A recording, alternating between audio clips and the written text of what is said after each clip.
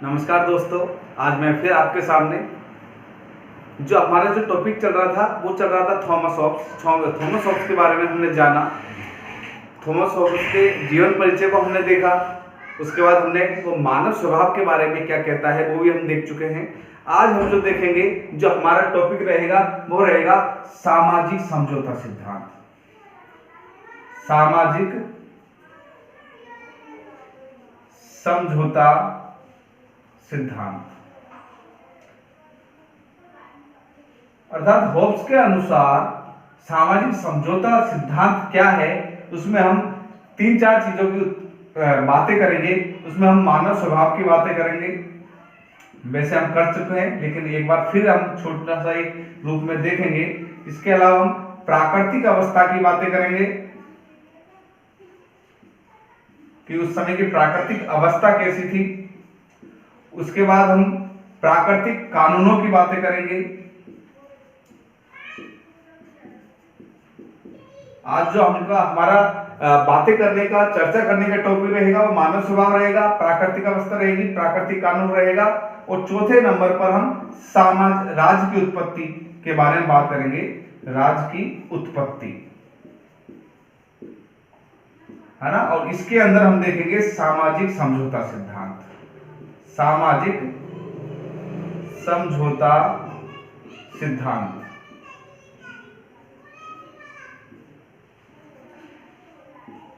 अब हम बात करते हैं मानव स्वभाव की।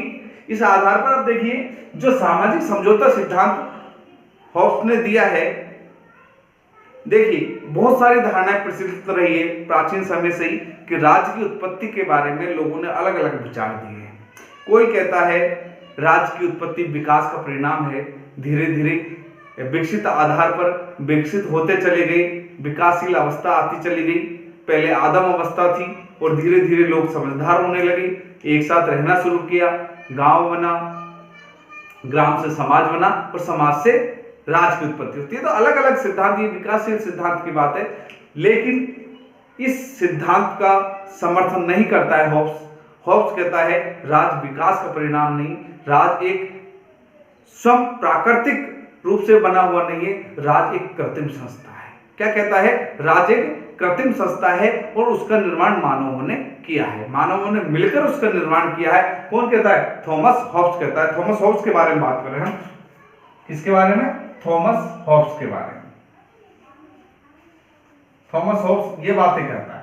तो थॉमस हॉब्स की हम एक एक चीज को देखेंगे। तो मानव स्वभाव की बात हमको दोबारा करनी पड़ेगी कि वो, क्योंकि इसी के ऊपर सामाजिक समझौता सिद्धांत टिका हुआ है। तो जो मानव का स्वभाव है उसकी बात हम 2-3 लाइनों में करेंगे सिर्फ कि मानव का स्वभाव कैसा था। एक तो हमने देखा स्वार्थी। क्या था? स्वार्थी था, झगड़ालू था, स्वार्थी था, झगड़ालू था, लोभी था, क्रूर था, है ना। स्वार्थी, झगड़ालू, लोभी, क्रूर, झगड़े करने वाला, इस तरह का, ये स्वार्थ के लिए कुछ भी कर सकता है। क्षणभंगुर था, क्षणभंगुर था इनका जीवन। ये स्थिति थी मानव स्वभाव की। असामाजिक था, है ना।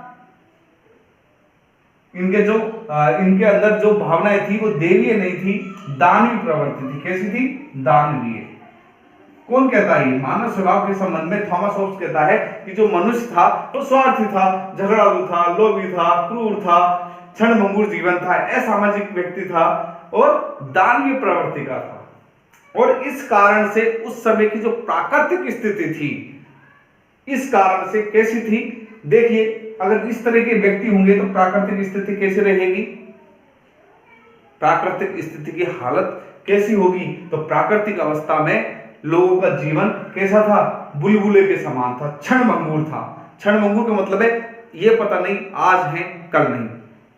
एक दूसरे पर हमला करने के लिए लोग तैयार रहते थे। प्राकृतिक अवस्था में लोग एक दूसरे के ऊपर हमला करने के लिए तैयार रहते थे, एक दूसरे को मारते, काटते थे, एक दूसरे की चीजों को छीनते थे, एक दूसरे पर अधिकार करने की प्रवृत्ति थी। चारों तरफ असंतोष का माहौल था। डर का माहौल था, भय का माहौल था। क्योंकि प्राकृतिक अवस्था में जब इस तरह के लोग रहेंगे तो आप खुद सोच सकते हो कि किस तरह की अवस्था रही होगी। तो इस प्राकृतिक अवस्था में प्रत्येक व्यक्ति एक दूसरे से अपनी रक्षा के लिए उनको मार भी देता था, एक दूसरे को भी क्या कर देता, अपनी रक्षा के लिए मार देता था। इस प्राकृतिक अवस्था की यह अवस्था थी, तो एक दूसरे को क्या कर देते, मार भी देते थे। इसके अलावा हम यह भी कह सकते हैं कि जो प्राकृतिक अवस्था थी, इसमें एक दूसरे को अपनी रक्षा के लिए मारते तो थे ही थे, साथ में एक दूसरे को मारने के अलावा वो उनकी सामानों को छीन लेते थे, घात लगाकर बैठे रहते थे दूसरे व्यक्ति को मारने के लिए, दूसरे व्यक्ति से भोजन प्राप्त करने के लिए भी वो घात लगाकर बैठे रहते थे। तो स्थिति ऐसी थी, एक भयानक स्थिति थी, एक लूट खसोट मार स्थिति थी, यायावर जिंदगी थी, पशुतुल्य जिंदगी थी प्राकृतिक अवस्था। लोग जो रहते थे वो पशु के समान थे और केवल वो कहते हैं ना शेर वाला शासन, हम कह सकते हैं इसको टाइगर राइट्स। क्या? Tiger rights. टाइगर राइट्स, जिसके पास शक्ति थी वही जीता था। शेर की शक्ति के समान सभी लोग अपने आप को ताकतवर बनाने में ज्यादा विश्वास रखते थे, शेर जैसी शक्ति, क्योंकि शेर क्या करता है, सभी जानवरों को, अपने से छोटे जानवरों को, कमजोर जानवरों को खा जाता है। इसी तरह प्राकृतिक अवस्था में व्यक्ति अपने से कमजोर व्यक्ति को मार देता था, सामान छीन लेता था, लूट खसोट करता था अपने से कम व्यक्ति को। एक तरीके से टाइगर राइट्स जैसी व्यवस्था चलती थी प्राकृतिक अवस्था के अंदर। ये होब्स कहता है कि प्राकृतिक अवस्था इस तरह की थी क्योंकि व्यक्ति का जो स्वभाव था वो स्वार्थी था, झगड़ालू था, लोभी था, दानवीय था, असामाजिक था, और आदमी व्यक्ति कैसा था, भेड़िए की तरह हिंसक था। कैसा था? भेड़िए की तरह हिंसक, एक भेड़िए की तरह था। किसकी तरह था? प्राकृतिक अवस्था में आदमी भेड़िए की तरह था और केवल टाइगर राइट्स चलते थे। अब उस समय की बात है, फिर क्या किया, होब्स कहता है कि ये जीवन बहुत यायावर था, लोग डर रहे थे, डर भी था और अपनी रक्षा के लिए दूसरों को मारते भी थे, डर के कारण भी मारते थे कि मैं नहीं मारूंगा तो वो मार देगा। तो इस तरह की जो चीजें चलती थी, उस आधार पर इन्होंने एक राज की उत्पत्ति हुई। इसी आधार पर, इसी को आधार बनाकर किसकी उत्पत्ति हुई? राज की उत्पत्ति हुई, जिसके अंदर सामाजिक समझौते का सिद्धांत दिया है थॉमस होब्स ने। इसी पर कुछ वो प्राकृतिक कानूनों की बात करते हैं होब्स। वो 19 प्रकार के प्राकृतिक कानून बताते हैं। कितने प्रकार के? 19 प्रकार के कानून बताते हैं। 19 प्रकार के प्राकृतिक कानून बनाते हैं। उस प्राकृतिक कानून के अंतर्गत वो शांति स्थापित करने की बात करते हैं। किसकी बात करते हैं? वो शांति स्थापित करने की बात करते हैं इन प्राकृतिक कानूनों के हिसाब से। 19 प्रकार के नए कानून बनाए जाते हैं जिससे वो शांतिपूर्वक जीवन जी सके, और इसी को आधार बनाकर राज्य की उत्पत्ति होती है। अब राज्य की उत्पत्ति का जो सिद्धांत है, इन्होंने राज्य की उत्पत्ति का जो सिद्धांत दिया है वो कृत्रिम सिद्धांत दिया है। क्या है? कृत्रिम। क्या कहते हैं? राज एक प्राकृतिक संस्था नहीं है। क्या कहता है? राज एक प्राकृतिक संस्था नहीं है, इसका निर्माण मानव के द्वारा किया गया है। किसके द्वारा किया गया है? मानव के द्वारा किया गया है। अर्थात राज्य क्या है? एक कृत्रिम संस्था है, एक कृत्रिम रूप से बनाई गई एक मानवीय संस्था है जो मानव के लिए बनाई गई है, मानव की रक्षा के लिए बनाई गई है। इस आधार पर राज्य की उत्पत्ति हुई है। यहां तक आपको समझ में आ गया होगा। अब राज्य की उत्पत्ति का वो कौन सा सिद्धांत देता है? वो राज्य की उत्पत्ति का विकासशील सिद्धांत की बात नहीं करता, वो पितरात्मक सिद्धांतों की बात नहीं करता, वो मात्रात्मक सिद्धांतों की बात नहीं करता, वो ईश्वरीय सिद्धांत की बात नहीं करता। वो सिर्फ कौन से सिद्धांत की बात करता है कि राज ईश्वरीय देन नहीं है, ईश्वर के द्वारा बनाया गया नहीं है। राज किसके द्वारा बनाया गया है? मानव के द्वारा बनाया गया है, और एक सामाजिक समझौते का परिणाम है राज्य। राज्य किसका परिणाम है? एक सामाजिक समझौते का। समझौते का मतलब क्या होता है? जब 2 या 2 से अधिक लोग मिलकर के बात करते हैं और एक किसी डिसीजन पर पहुंचते हैं, उसे कहते हैं समझौता। और ये सामाजिक समझौता अर्थात समाज में वहां रहने वाले सभी लोगों ने मिलकर के एक समझौता किया, उसे कहते हैं सामाजिक समझौते का सिद्धांत। इस सामाजिक समझौते के सिद्धांत को क्या कहा है, किस तरह ये सिद्धांत लागू हुआ, किस तरह सामाजिक समझौता हुआ, इसके बारे में क्या कहता है होब्स, हम बात करेंगे। देखिए होब्स क्या कहता है,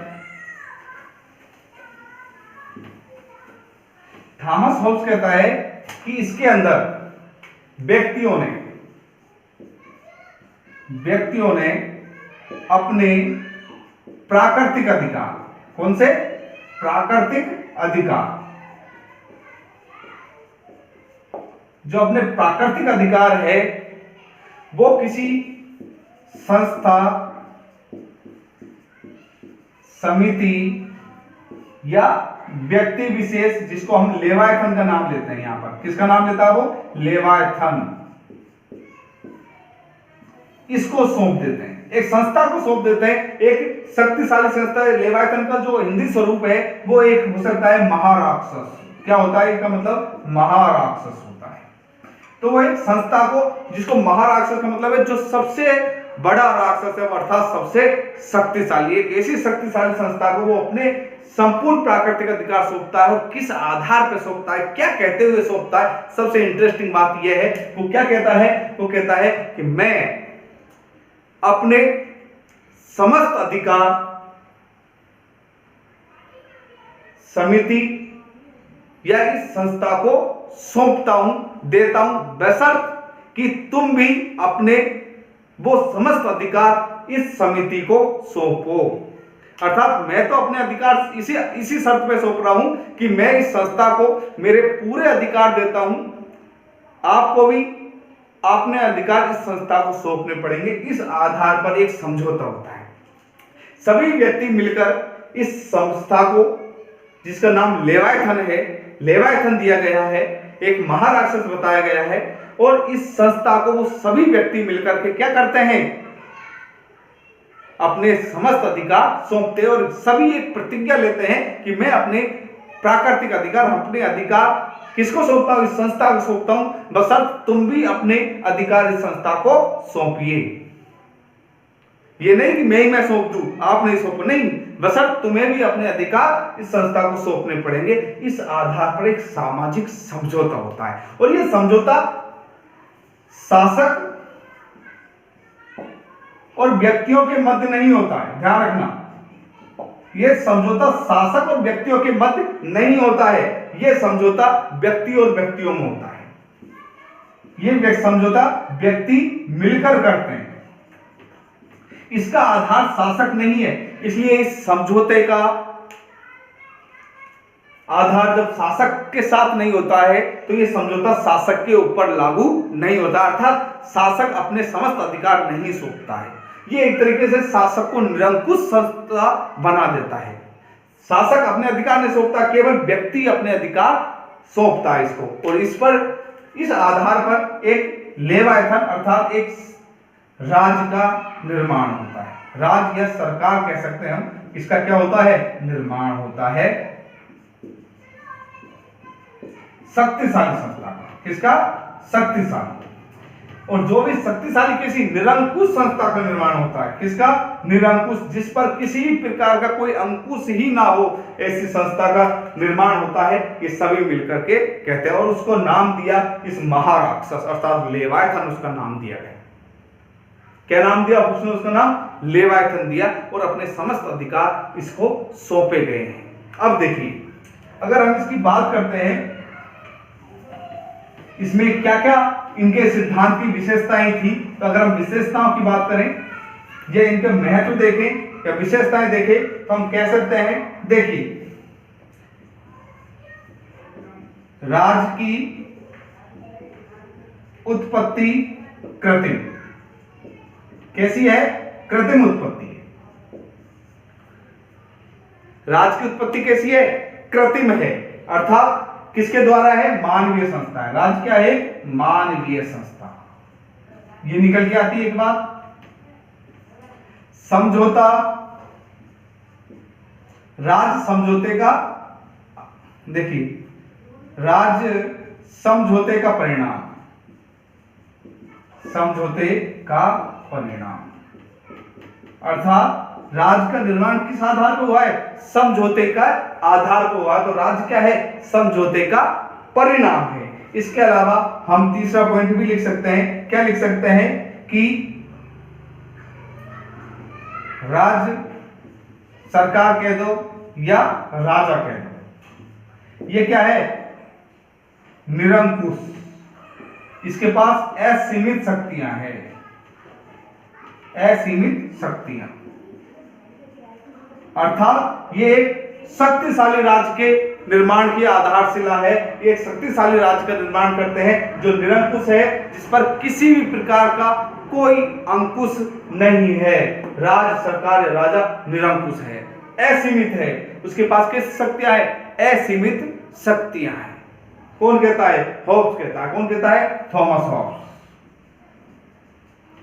अपने सामाजिक समझौते सिद्धांत में, सामाजिक समझौते सिद्धांत में।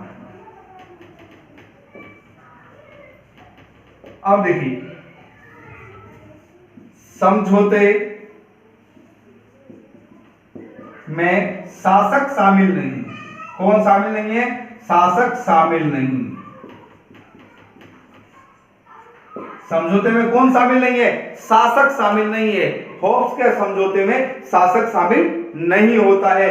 यह समझौता तो व्यक्ति मिलकर के करते हैं, वो शासक के साथ समझौता नहीं करते हैं। इसलिए समझौता किस पर लागू नहीं होता है? शासक पर समझौता लागू नहीं होता है। अगली अगर हम बात करते हैं तो क्या है? शासक पर समझौता लागू नहीं होता है। नेक्स्ट क्या चीज निकल के आई? शासक पर समझौता लागू नहीं होता है। शासक पर समझौता लागू नहीं होता है।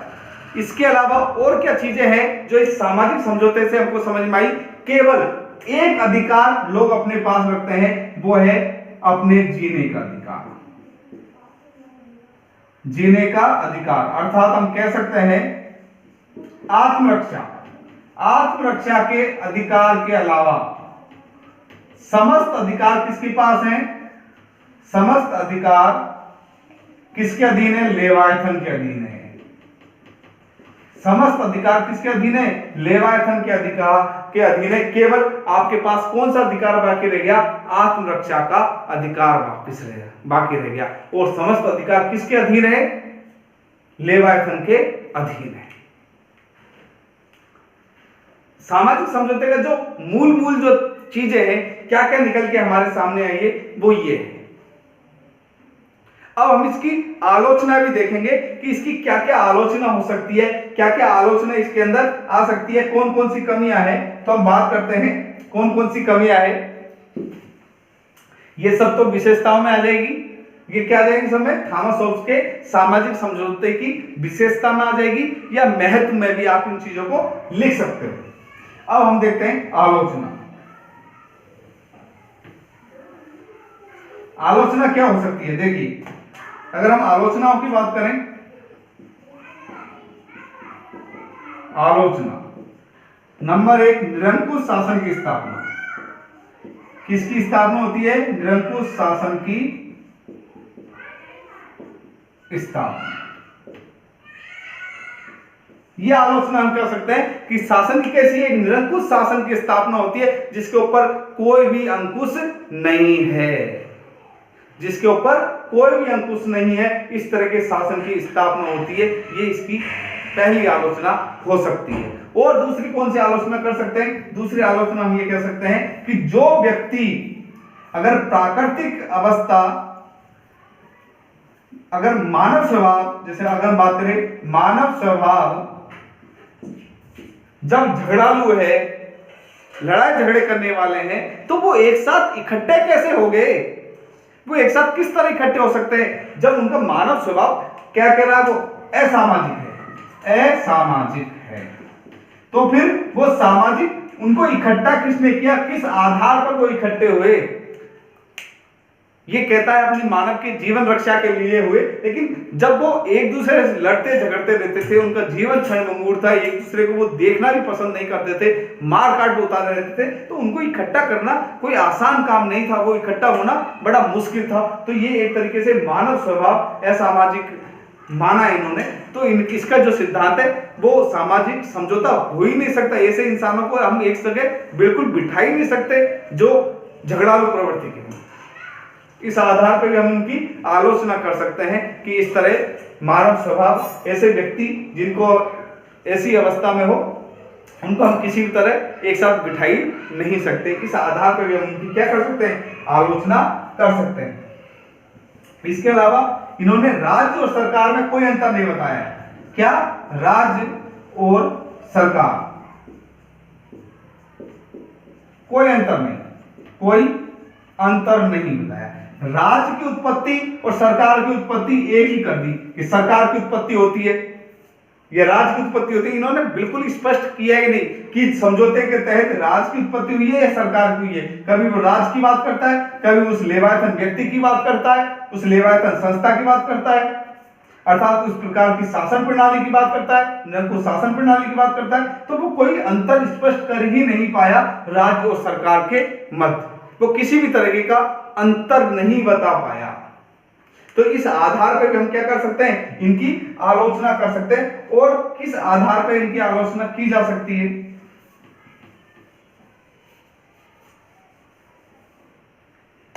ये हम अब सामाजिक समझौता का हमने मानव स्वभाव देख लिया, इनकी प्राकृतिक अवस्था देख ली, किस तरह सामाजिक समझौता सिद्धांत हुआ वो हमने देखा। इसके अलावा हमने देखा कि सामाजिक समझौते की क्या क्या विशेषताएं थी, क्या क्या इसके मूल तत्व में थे, क्या क्या इसके अंदर महत्व वाली चीजें थी, और हमने इसकी आलोचनाएं देखी। कल हम नेक्स्ट टॉपिक लेकर पुनः आएंगे, तब तक के लिए धन्यवाद।